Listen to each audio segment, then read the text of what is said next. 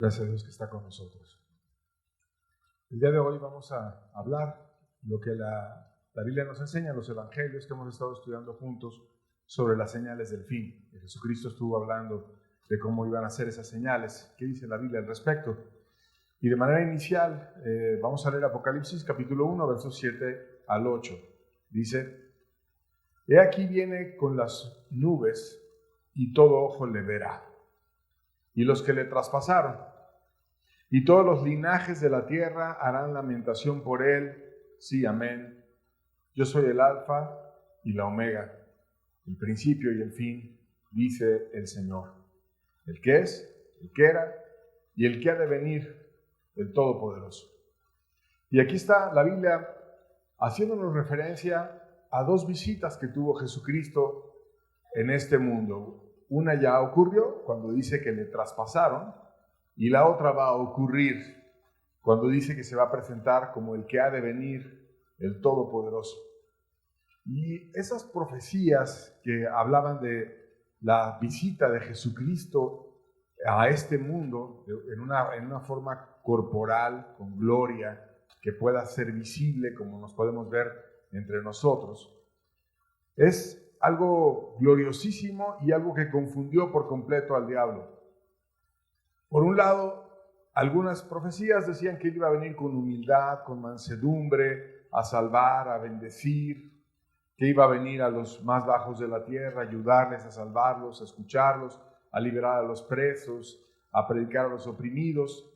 Y por otro lado, hay profecías que dicen que va a venir él lleno de fuerza, de gloria, de poder, va a venir a arreglar un mundo en caos. Y entonces cuando el diablo vio a Jesucristo que estaba en un cuerpo humano, lo opuso por completo pensando en esas profecías de gloria, que él no puede soportar que Cristo tenga gloria. Entonces lo estuvo oponiendo y finalmente terminó cumpliendo las profecías, y el justo por los injustos dio la vida por nosotros y nos terminó salvando y ganando la redención de la humanidad.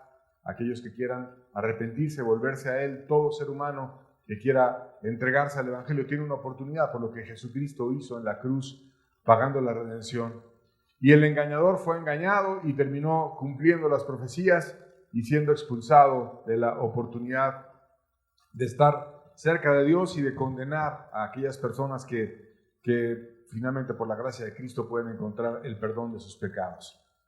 Entonces no es solamente un evento en el cual Jesucristo iba a venir, sino eran dos eventos, y eso explica las diferentes profecías en las cuales en ocasiones se presenta como Salvador, como humilde, como finalmente vino y lo hizo cuando Él estuvo y fue en gran humildad aún a la cruz, y en otras cuando viene lleno de gloria, de poder, como el Todopoderoso, como el que va a venir a ordenar la tierra.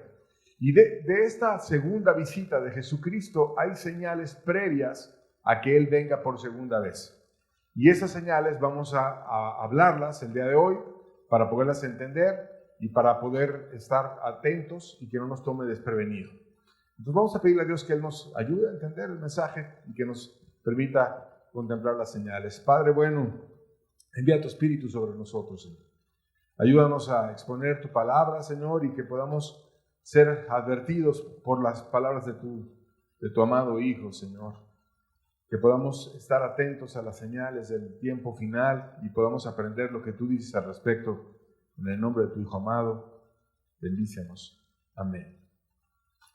La mayoría de las señales vienen en el capítulo 24 de Mateo, y vamos a estar hablándolas. Mateo 24, versos 3 al 5, dice: Y estando él sentado en el monte de los olivos, los discípulos se le acercaron aparte, diciendo: Dinos, ¿cuándo serán estas cosas y qué señal habrá de tu venida y del fin del siglo? Respondiendo Jesús les dijo: Mirad que nadie os engañe, porque vendrán muchos en mi nombre diciendo yo soy el Cristo, y a muchos engañarán. Aquí está la gente preguntándole a Jesucristo ¿cuándo va a ser el fin del siglo? Y otra traducción, porque ese fin del siglo no se entiende muy claramente, otra traducción es el fin del mundo. ¿Cuándo se va a acabar todo? Y es interesante porque estaba precisamente en el monte de los olivos. Y ese lugar, el Monte de los Olivos, es donde dicen los profetas que va a regresar Él lleno de gloria y va a partir el monte. De una manera muy diferente. No va a estar sentado como esa primera vez en el Monte de los Olivos, sino va a regresar lleno de gloria y va a ser tan impresionante esa segunda visita de Jesucristo que el monte se va a partir. Y lo que Él dice para responder esa pregunta que le hicieron es: fíjate que no te engañe nadie, porque va a haber mucha confusión religiosa. Van a haber muchos que van a venir en mi nombre. Van a haber muchas personas que te van a decir: yo vengo de parte de Dios, Cristo me envió, Él me mandó para que yo te dijera esto y esto otro, y va a haber una gran cantidad de opciones religiosas y mucha confusión. Van a haber muchos Cristos, personas que vengan en mi nombre diciendo: yo soy de Cristo, que Cristo finalmente recuerda que es la palabra ungido. O sea, Dios me ungió, Dios me bendijo, Dios me dio una capacidad especial para transmitirte un mensaje suyo y para que tú estés advertido, y te voy a decir esto y esto otro, y entonces va a haber una gran confusión religiosa. Ahora, si nos ponemos a analizar lo que ha pasado de 100 años para acá en México, las opciones religiosas en nuestro país se han multiplicado mucho. Hace 100 años el catolicismo era la religión hegemónica del país, más o menos el 98% de la gente era católica. Y había algunas otras creencias en nuestro país, judíos, había algunas denominaciones, pocas cristianas, y muy pocos grupos registrados o conocidos en México. En el 2024 había 10,000 aproximadamente religiones registradas de manera oficial en nuestro país. Esto es muy diferente lo que había hace 100 años a lo que hay el día de hoy. 10,000 diferentes credos o grupos que buscan a Dios. Y todo eso te genera confusión, porque muchos de ellos de alguna manera te tratan de llevar a Cristo y lo creen de una manera, lo creen de otra, lo creen de otra, con un matiz, con otro, y hay una gran cantidad de confusión. Muchas personas vienen en su nombre y te dicen: yo soy de Cristo, Cristo me envió, etc. Y Pablo, el apóstol, habló aún para expresar cómo iba a ser esta confusión en el tiempo final. Antes de que venga Jesucristo en persona, van a haber mucha confusión religiosa. Segunda de Tesalonicenses 2, capítulo 3, dice: nadie os engañe en ninguna manera. Como apóstol quería que la iglesia no fuera engañada, porque no vendrá sin que antes venga la apostasía y se manifieste el hombre de pecado, el hijo de perdición. Y aquí lo pone peor Pablo, porque Jesucristo dijo que iban a venir muchos en su nombre. Esto es personas que van a venir con muchas opciones religiosas, pero Pablo aún dice que de la iglesia va a haber una apostasía. O sea, las personas que verdaderamente creían en el evangelio correcto, que caminaban de acuerdo a la verdad, que creían en el arrepentimiento, la fe, las bases del cristianismo como vienen en la Biblia, van a apostatar. ¿Qué quiere decir apostatar? Se van a separar de la verdad. Estaban caminando en la verdad y van a dejar la verdad y van a ir hacia otro lado, hacia un camino de perdición. Entonces, una señal de que Jesucristo está a punto de venir es que personas que eran cristianas y que caminaban con Cristo y que verdaderamente daban un testimonio cristiano, se van a apartar. Se van a ir a un lado o a otro y van a apostatar. Y también dice: se va a manifestar el hombre de pecado, el hijo de perdición, que normalmente se interpreta este pasaje como que va a venir el anticristo, el hijo de perdición. Y aquí hay dos tendencias entre los teólogos de cómo interpretan este pasaje. Hay quien cree que el anticristo es un sistema que se refiere, que opone a Cristo, a todo el cristianismo, a todos los valores cristianos, que sin duda hay un sistema de creencias que opone a muchas de las cuestiones básicas en la Biblia, la libertad, muchas verdades que están opuestas el día de hoy. Y hay otros que piensan que es una persona, un ser humano, independientemente de que exista un sistema de creencias que opone el cristianismo, va a venir un ser humano. Que yo sinceramente pienso esto. Porque dice la Biblia, el hombre de pecado, el hijo de perdición. Está guiándote a pensar en un ser humano que va a tener una gracia diabólica para traer engaño, para traer apostasía, para traer perdición. Y siendo sinceros, esta señal aún no aparece porque no está claro quién pudiera ser esa persona. Sin embargo, ¿quién te dice que no está ya vivo? ¿Quién te dice que no se está preparando? ¿Quién te dice que no está quizás en algún lugar simplemente aprendiendo, preparándose, etcétera, y que se puede manifestar de pronto y bien pronto pudiéramos ver esta señal cumplida? Pero lo que sí vemos es la apostasía. Eso ha pasado muchísimo. Personas que caminaban de una manera correcta delante de Dios, que estaban en el verdadero evangelio, que estaban hablando verdades, ahora están muy lejos de aquello que alguna vez predicaron, caminaron, vivieron.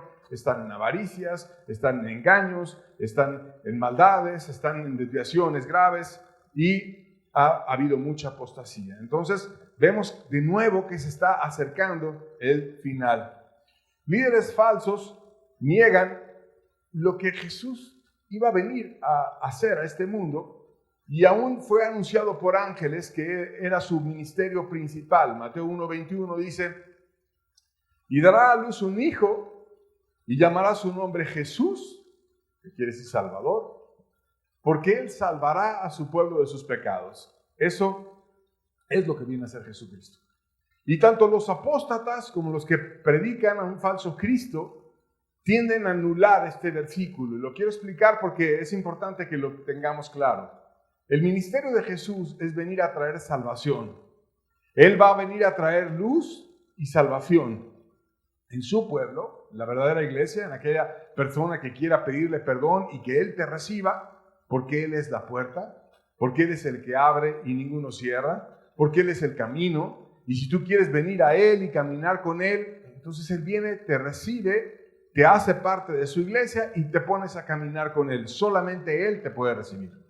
No un grupo, no una persona, no un ministro, sino solamente Jesucristo.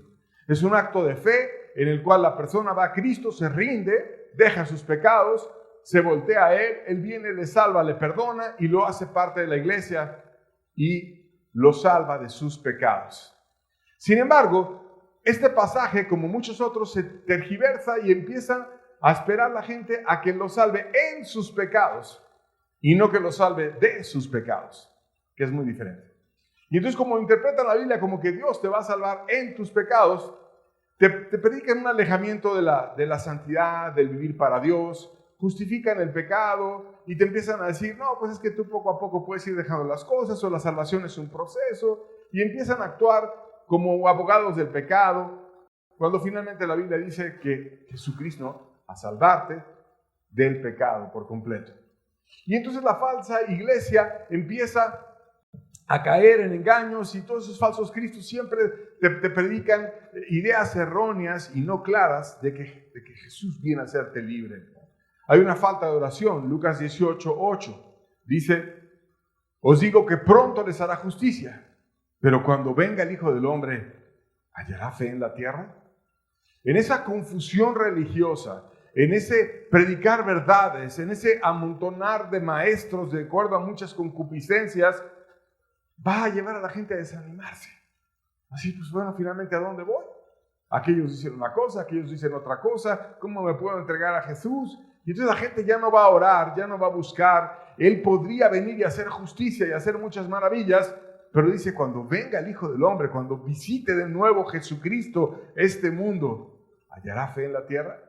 Entonces toda la confusión religiosa va a hacer que las personas tengan mucha incredulidad, mucho desánimo, mucho decir: no, pues ya aquel apostató, aquel cayó, este también, no tengo confianza de que yo vaya a poder sostenerme, y va a haber una falta de fe. Por eso no se ora, porque no hay fe. Porque si tú no tienes confianza, entonces ¿para qué oras?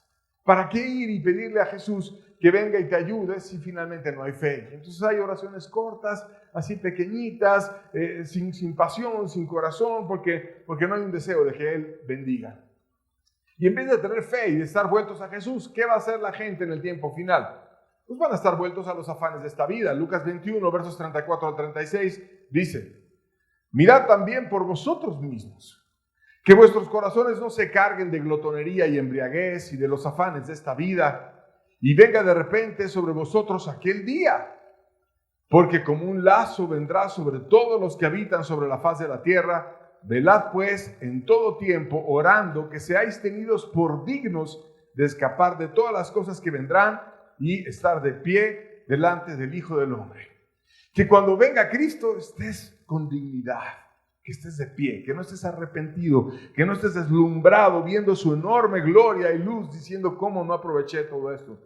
Que no te cargues de glotonería, de embriaguez y de los afanes de la vida, en muchos placeres, en muchas borracheras, en muchos deleites, y que te olvides de lo más importante, que es tener un corazón consagrado ante aquel que ya viene.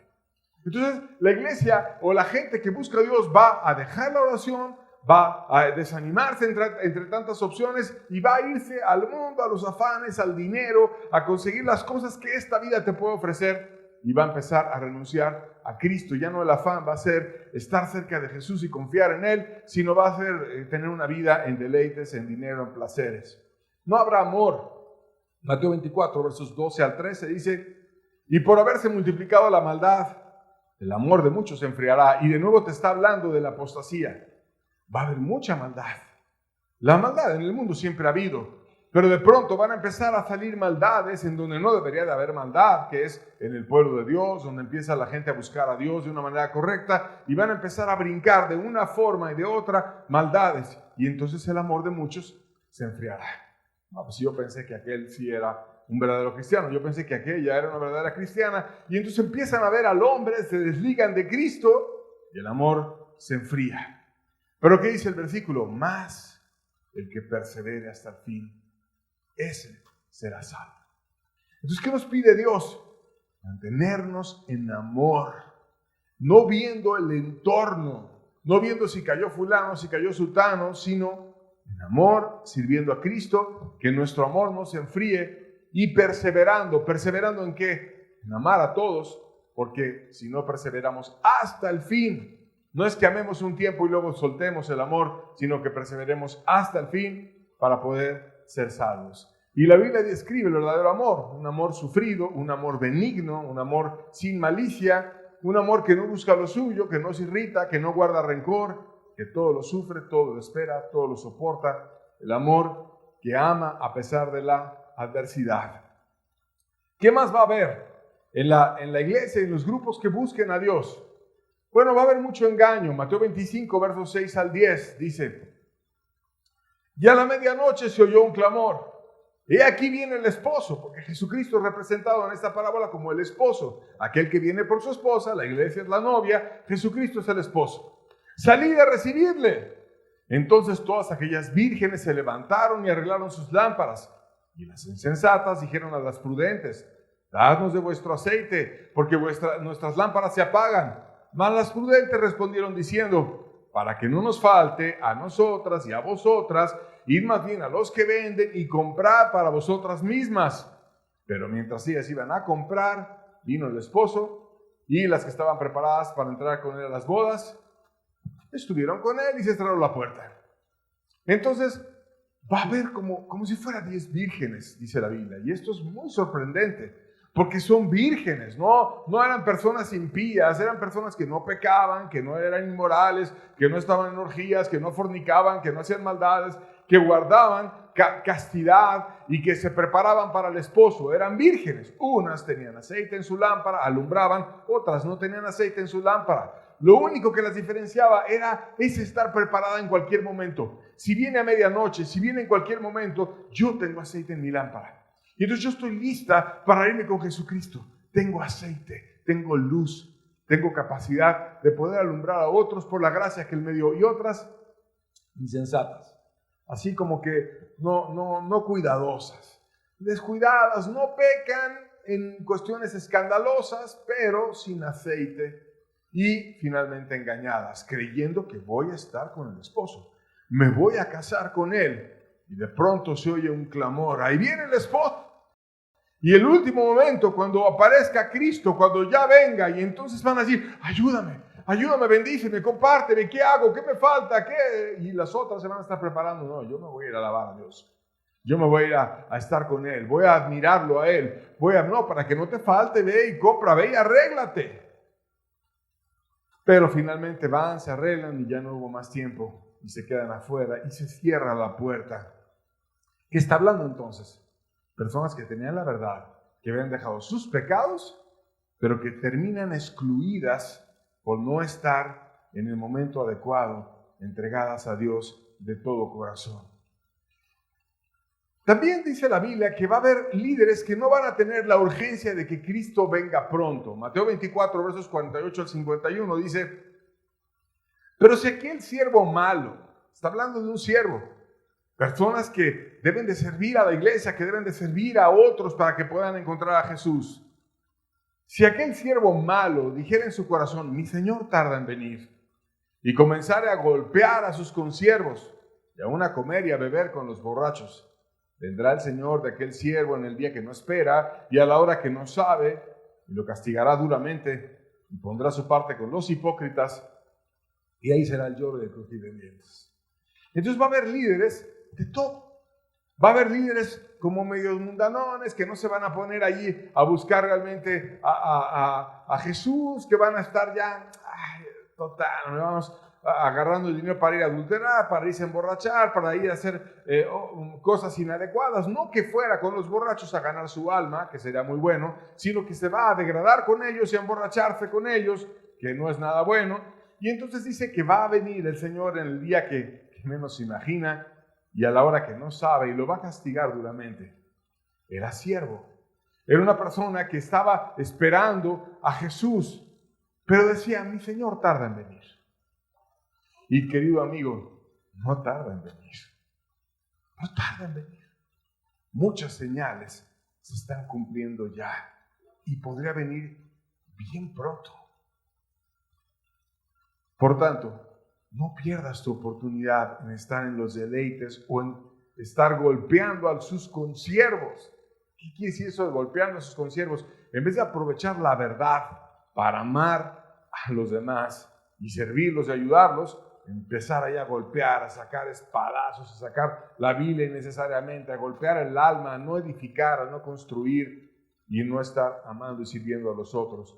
Y entonces va a venir Dios y va a poner a esa persona con los hipócritas en el lloro y el crujir de dientes. Habrá además una gran confusión dentro de todo esto: la apostasía, los muchos falsos cristos, los falsos siervos que se van con borrachos, que se van ahí a hacer maldad y media. En toda la confusión religiosa van a ir saliendo muchas doctrinas nuevas. Segunda de Timoteo 4, versos 3 y 4, Pablo de nuevo aclara, dice: porque vendrá tiempo cuando no sufrirán la sana doctrina, sino que teniendo comezón de oír, se amontonarán maestros conforme a sus propias concupiscencias y apartarán de la verdad el oído y se volverán a las fábulas. Aquí te está diciendo que la verdadera doctrina a veces se sufre. ¿Por qué se sufre? Porque si tú quieres amar a alguien, a veces es muy fácil amar a personas. Cuando amas a tus hijos, cuando amas al que te aman, cuando amas a tus padres que te dieron tanto. Pero hay gente que es difícil de amar. Hay gente que tú le amas y te contesta con aspereza y que está con un alma tan irritable que es difícil soportarla y dar la segunda milla y estar amando. Pero Dios nos pide que tengamos la sana doctrina, que vivamos la verdad. Y a veces esa sana doctrina te lleva a sufrir, aunque sea un poco. Porque dice la Biblia: el amor es sufrido. Y soportas a la persona. Y está en sus amarguras, sus cosas, pero bueno, las soportas. Pero va a haber tiempo en el cual la gente no va a querer sufrir la sana doctrina. O sea, van a querer todo fácil, todo rápido, todo sin padecer, sin hacer nada por los demás. Cuando finalmente, como cristianos, estamos siguiendo a nuestro líder, que es Cristo, que estuvo tan dispuesto a amar, que fue a una cruz para amar a la humanidad. Y que en la cruz dio su vida por nosotros para darnos una oportunidad de redención. Y que podía haber pedido legiones de ángeles para que vinieran y terminaran todo aquello, pero que no lo hizo. Que aun cuando quiso librar a sus apóstoles, un milagro interesante que viene en la Biblia, y llegaron los romanos a prenderlos, dio un paso adelante y todos los romanos cayeron por detrás. Imagínate eso. Que Jesús hizo que cayeran los soldados romanos, cayeron por el poder de Jesús, entonces se pararon así ya todos espantados y dijeron: déjenlos ir a ellos. Y después de ese milagro, dejaron ir a los apóstoles y solamente prendieron a Jesús. Y entonces Él se dejó hacer todo, pero no a sus discípulos. Entonces estaba lleno de poder Jesús. Fue a la cruz porque Él decidió ir a la cruz. Pudo haber parado todo aquello, pero decidió no pararlo. ¿Por qué? Porque amó. Y nosotros estamos siguiendo a ese ejemplo de amor hasta el final. Pero si decimos que le seguimos y cuando nos toca negarnos un poquito, cuando nos toca dar una segunda milla, cuando nos toca hacer un poquito de esfuerzo por los demás, ayudar a alguien a aquello que no lo que te sobra, sino lo que te cuesta, ahí entonces ya no se quiere sufrir la sana doctrina. Y entonces empieza la persona a decir, no, es muy radical, no, eso no se puede. No, es que empiezan a poner pretextos, pero dice, vendrá tiempo cuando no sufrirán la sana doctrina, no quieren oír la verdad, sino que teniendo comezón de oír, pero sí quieren oír, pero no la verdad, se amontonarán maestros conforme a sus concupiscencias y apartarán de la verdad el oído y se volverán a las fábulas. Van a dejar la verdad que viene en la Biblia y van a ir a sus concupiscencias. Y entonces dentro de esas 10,000 opciones que hay, siempre habrá alguna que se parece a lo que a ti te interesa. ¿Quieres que la iglesia sea un club social? Hay grupos así. ¿Quieres que la iglesia sea radical en algunas áreas, pero en otras, en las que a ti te parece radical y en otras que no? También hay alguien así, que en algunos puntos es radical, pero en otros es bastante injusto. También hay gente así. ¿Quieres que permitan grandes desviaciones sexuales? Hay grupos así, que permiten grandes desviaciones sexuales. Y hasta las hijas lo ofrecen a los líderes. Hay muchas aberraciones y desvíos de una manera y de otra. ¿Cuál es tu concupiscencia? Estoy seguro que hay un grupo para ti. Pero, ¿por qué pasa todo eso? Por no querer sufrir la sana doctrina. La sana doctrina se sufre en ocasiones y Cristo la sufrió. Y nosotros, si somos sus seguidores, estamos llamados también a sufrirlo. Y entonces que cuando no se sufre la sana doctrina, ¿qué te hacen? Te predican una gracia infinita. Y te dicen que sea una vez salvo, siempre salvo, ¿no? Y siempre va a ser salvo. Pero la verdad es que a Diótrefes, por ejemplo, no le pasó. Él fue salvo y luego dejó de ser salvo. A Judas tampoco le pasó porque fue salvo y tenía un trono prometido en el cielo y Jesucristo dijo, y él no es ningún mentiroso, que iban a juzgar y se iban a sentar sobre 12 tronos en el cielo. Y luego se quedó sin trono y fue el hijo de perdición. Entonces no es cierto que una vez salvo, siempre salvo. Tampoco es cierto que es un proceso, porque al joven rico Jesucristo no le dijo, es un proceso. No le rebajó el evangelio, sino sabía que era avaro y le dijo, ve y vende todo lo que tienes y dalo a los pobres. No era como muchos líderes que piden todo el dinero para que se los des a ellos. No, dalo a los pobres. Jesucristo no iba a tocar ni una parte de ahí. Él quería amar a los pobres. Pero él dijo, no, esto sí no lo puedo hacer. No le dijo, oye, espérate poco a poco, da un poquito, da una ofrendita cada día para los pobres, poco a poco. No es un proceso. Es entregar todo a Dios.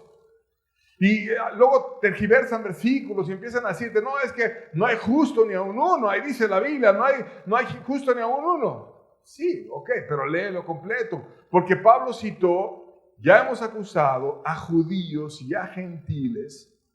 No hay justo ni a un uno, no hay quien entienda, no hay quien busque a Dios. Todos se desviaron a una, se hicieron inútiles. ¿Ahí dice cristianos?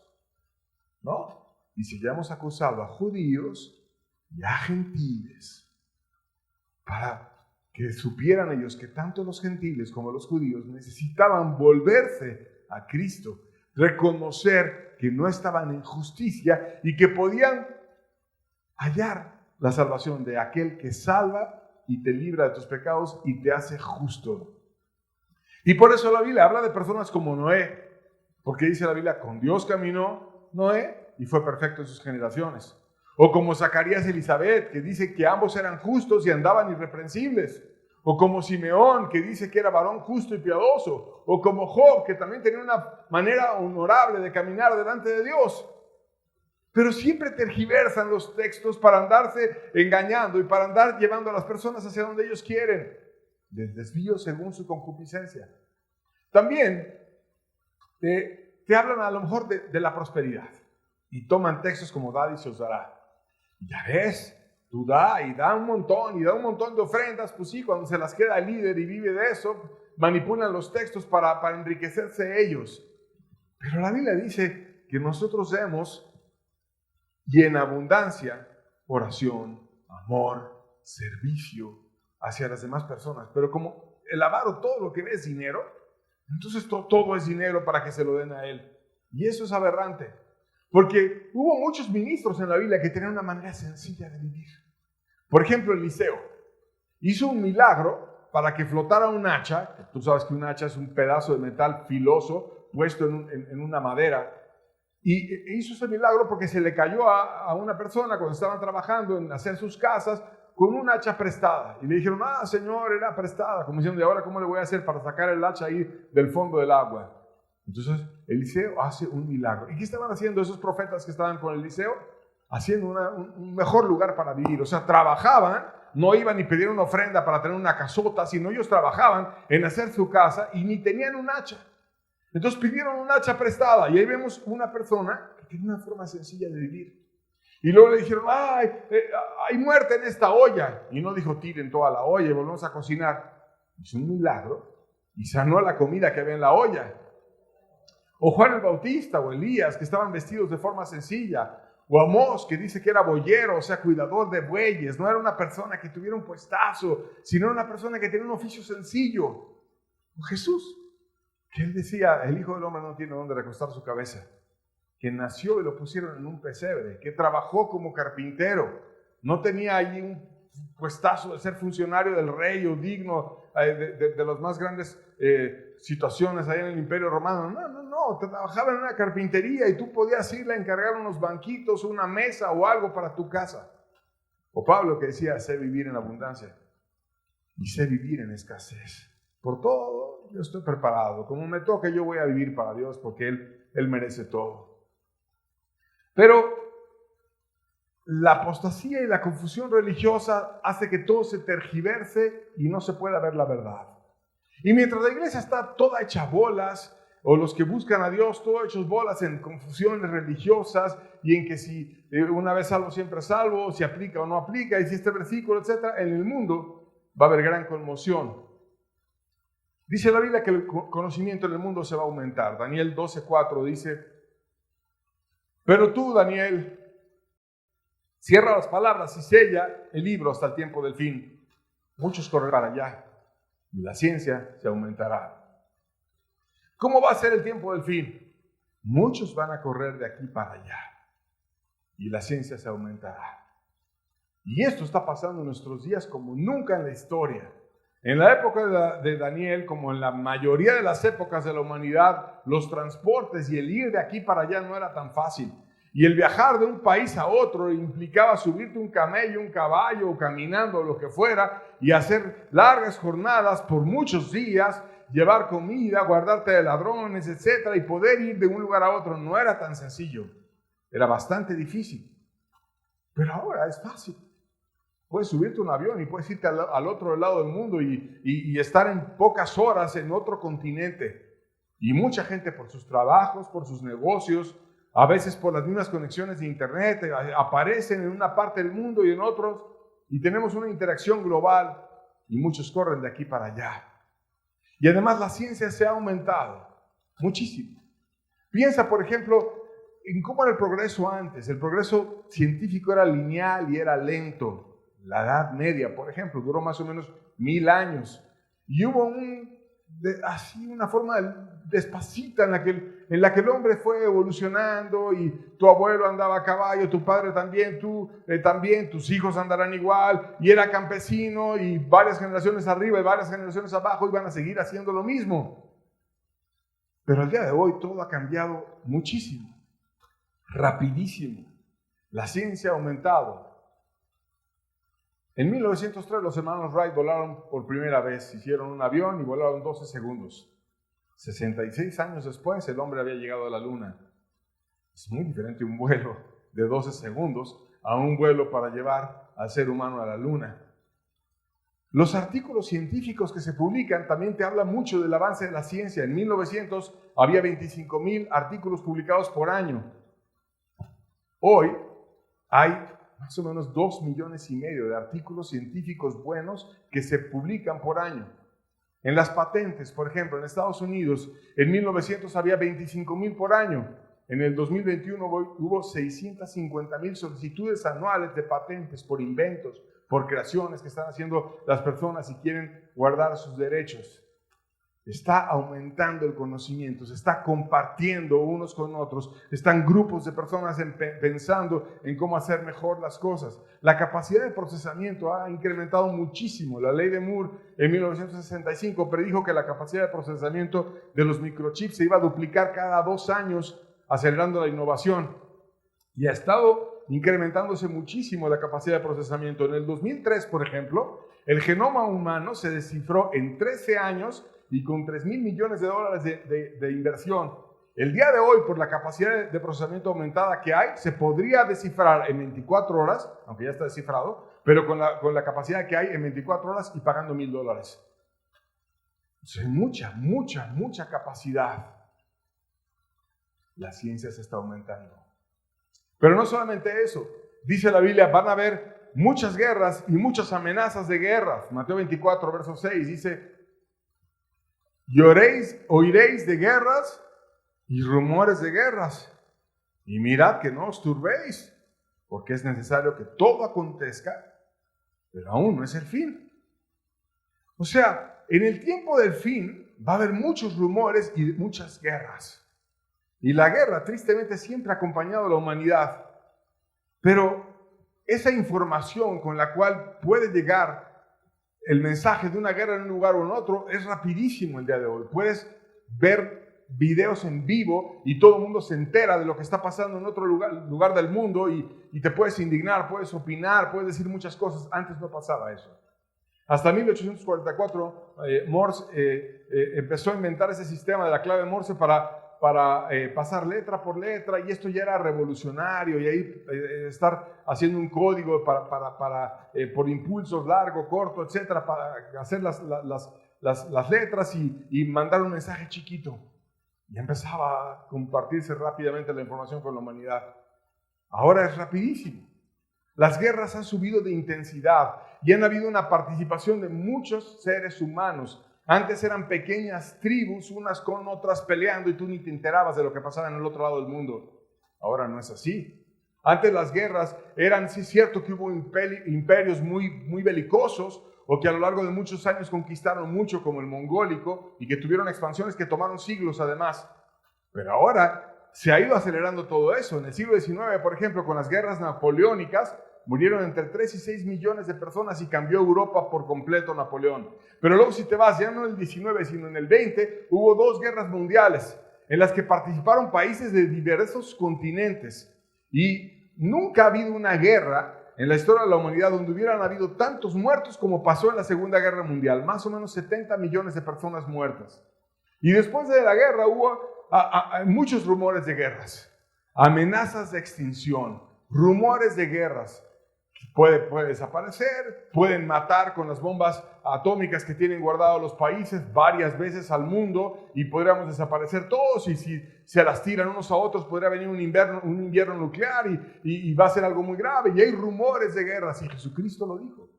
Van a haber rumores de guerras. Nunca antes el mundo estuvo tan amenazado de ser extinguido como lo ha estado en siglos recientes.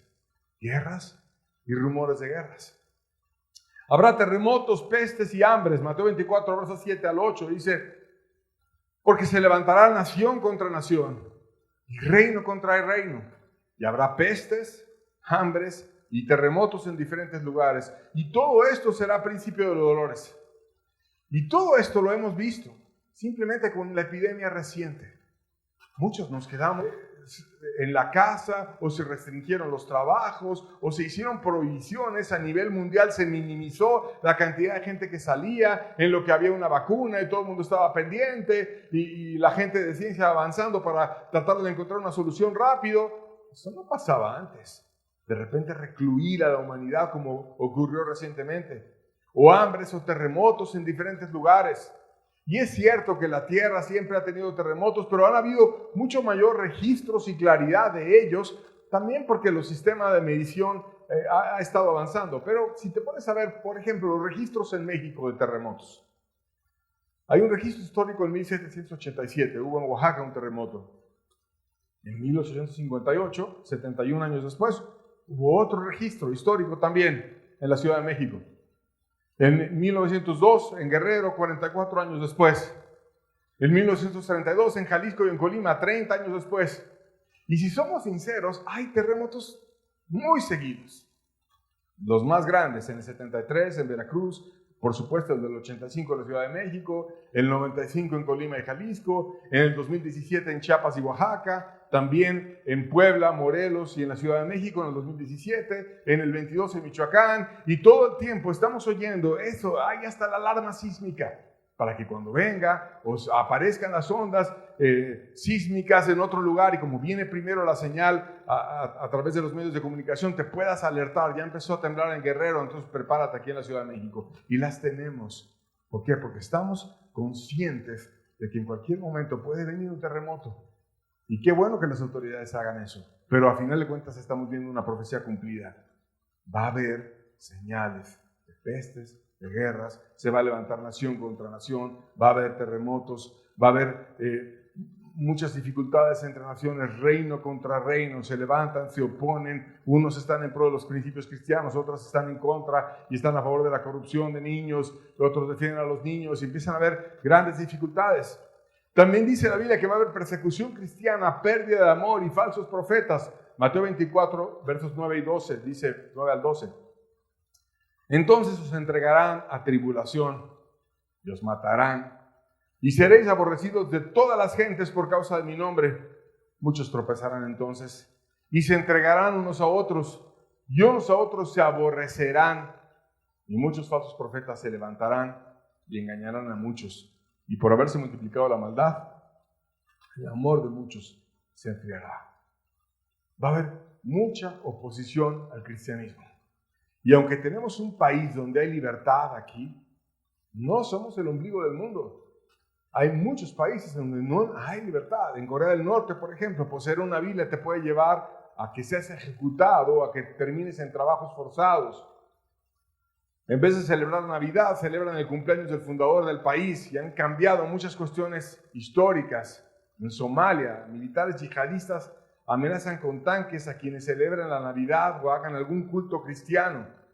Lo mismo pasa en Yemen, en Libia, en Nigeria, en Pakistán, en Irán, en Afganistán, en Sudán, en Arabia Saudita. Está prohibido el que existan templos cristianos o que busque la gente a Cristo. Está prohibida el celebrar la Navidad también de una década para acá.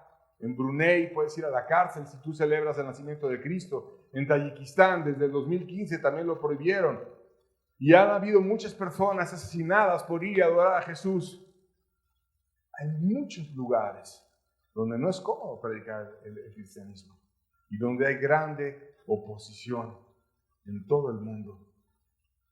Y dice la Biblia que las cosas se van a ir poniendo gradualmente peor. No va a ir a algo mejor, va a ir a algo peor. Mateo 24, versos 21 a 23.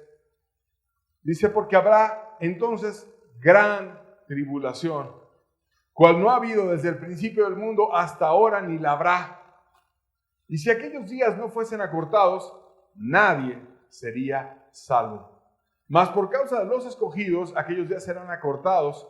Entonces si alguno os dijere, mirad, aquí está el Cristo, o mirad, ahí está, no le creáis. No tienes que dejarte manipular porque alguien te diga, porque cuando Cristo aparezca va a ser obvio.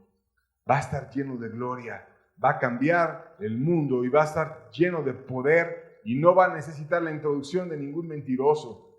Va a venir lleno de gloria.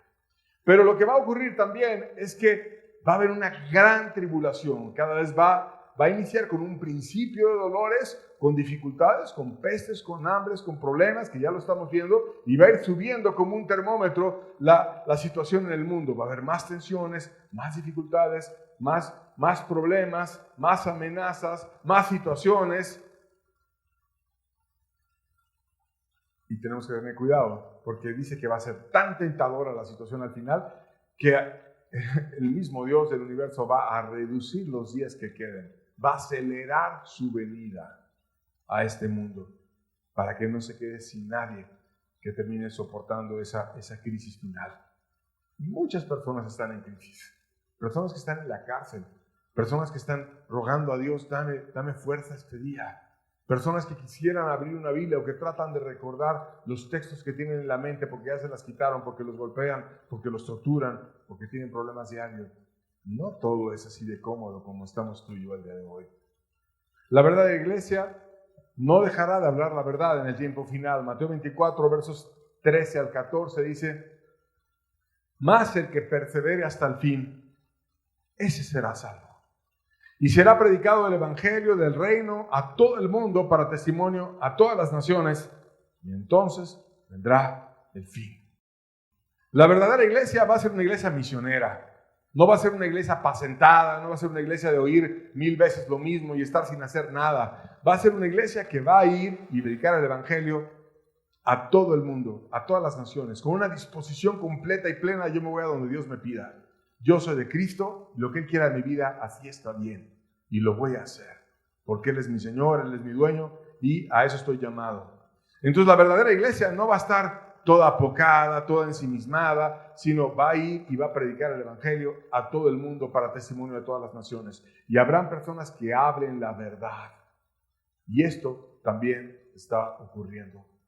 De pronto Cristo aparecerá de forma repentina y se acabará toda oportunidad. Mateo 24, versos 27 y versos 30 al 31 dice: porque como el relámpago que sale del oriente y se muestra hasta el occidente, así será también la venida del Hijo del Hombre. O sea, todo el cielo lo va a ver, toda la tierra que está debajo del cielo lo va a ver, y va a ser algo tan rápido como ocurre un relámpago. Va a ser rapidísimo y va a ser glorioso y va a ser claro para todos.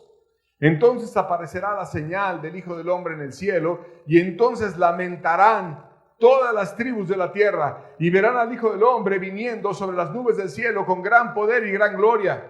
Y enviará a sus ángeles con gran voz de trompeta, y juntarán a sus escogidos por los 4 vientos, desde un extremo de la tierra hasta el otro. Lo que va a pasar es que cuando ya venga la señal, cuando se oiga el trueno, cuando venga Jesucristo y venga del cielo, van a empezar a lamentar. Ay, ahora sí le quiero pedir perdón a Jesús de mis pecados. Ay, ahora sí, ¿cómo eché a perder mi vida? Ay, perdóname por esto. Ay, perdóname por lo otro. Va a haber una lamentación. Van a caer de rodillas las personas a llorar y a buscar a Dios. Y cuando lo vean viniendo en las nubes del cielo con poder y gloria, se van a sorprender. ¿Por qué no volteé? ¿Por qué no me hice ante suyo? ¿Por qué no le entregué mi vida? ¿Por qué fui tan pasivo, tan lento, tan echado a perder tantas oportunidades que Él me dio? ¿Por qué?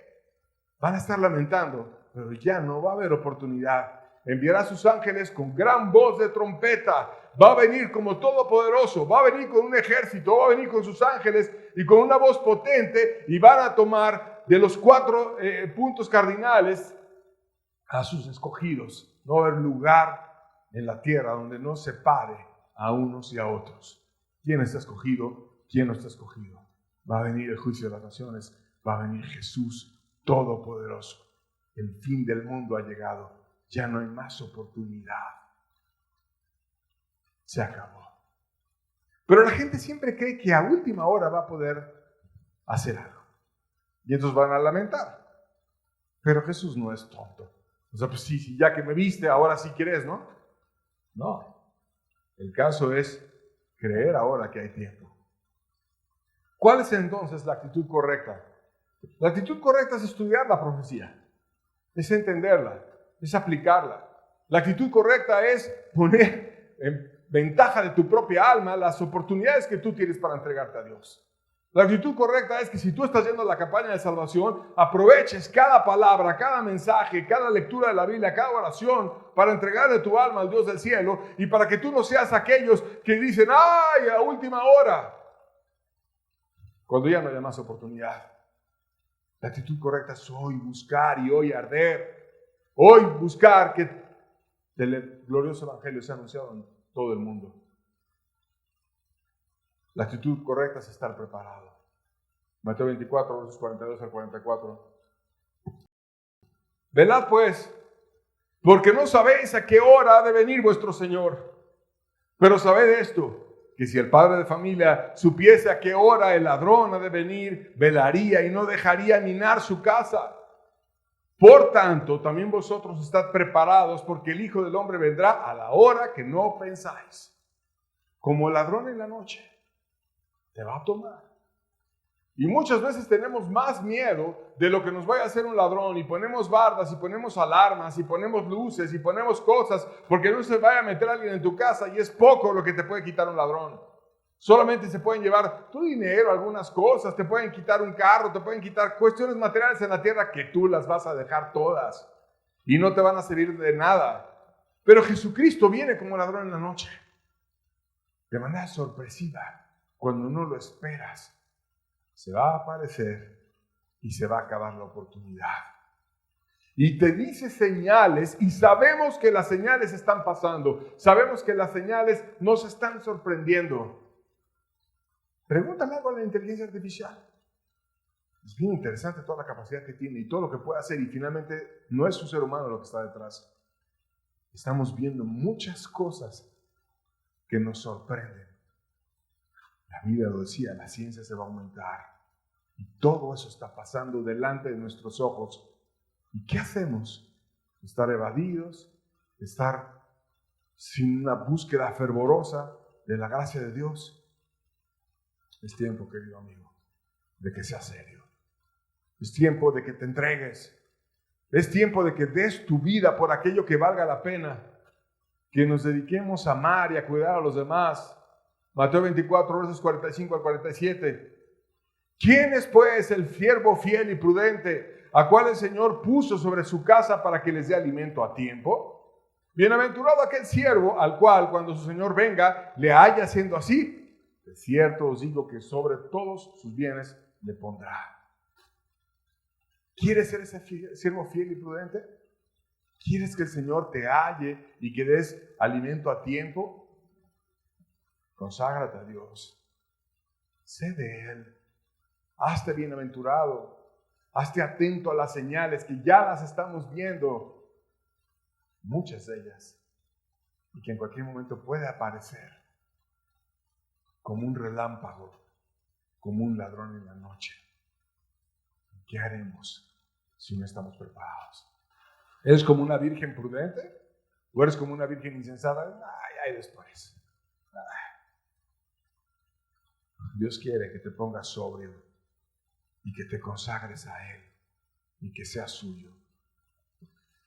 Nos manda a estar advertidos de que toda injusticia va a ser disipada y va a venir y va a aclarar la vida y lo valioso que realmente tiene su universo. Mateo 24, versos 48 al 51 dice: pero si aquel siervo malo dijera en su corazón, mi Señor tarda en venir, no, yo todavía tengo tiempo, tarda en venir.